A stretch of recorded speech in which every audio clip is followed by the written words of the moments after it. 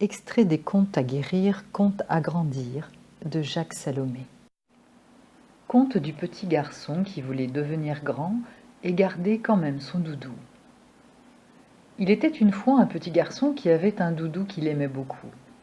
Ce doudou ne le quittait jamais. C'était vraiment son meilleur ami. Quand il était triste et même joyeux, il aimait sentir l'odeur de son doudou. Avec lui s'ouvraient les portes des rêves. Mais un jour, un de ses parents, devinez qui, croyant que ce petit garçon était devenu grand, a décidé de lui enlever ce doudou.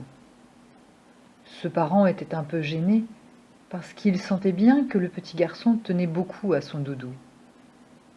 Alors il inventa une histoire en disant « On va envoyer ce doudou dans un pays lointain, à un petit enfant qui n'en a pas. » Le petit garçon qui aimait son doudou a été très en colère.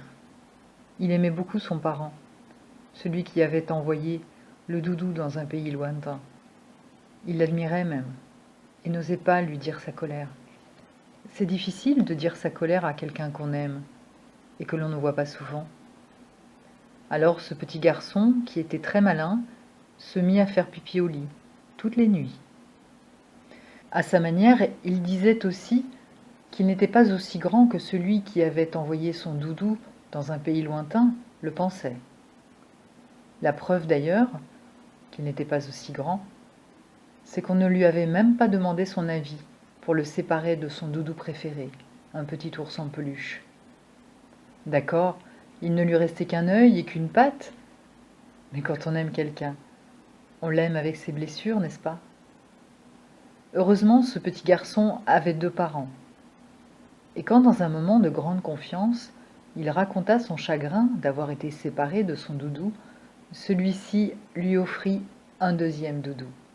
Un doudou tout neuf. Mais qu'est-ce qu'il avait bien fait?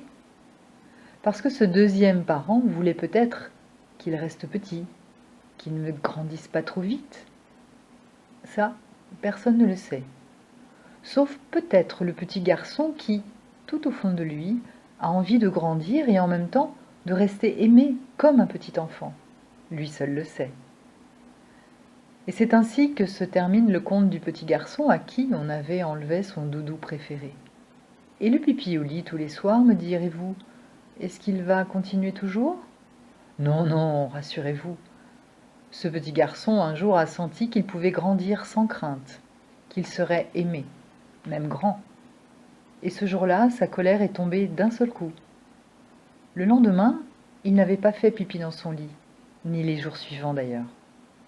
Pour un petit garçon qui était très en colère et qui se débattait entre le désir d'être grand et celui de rester petit.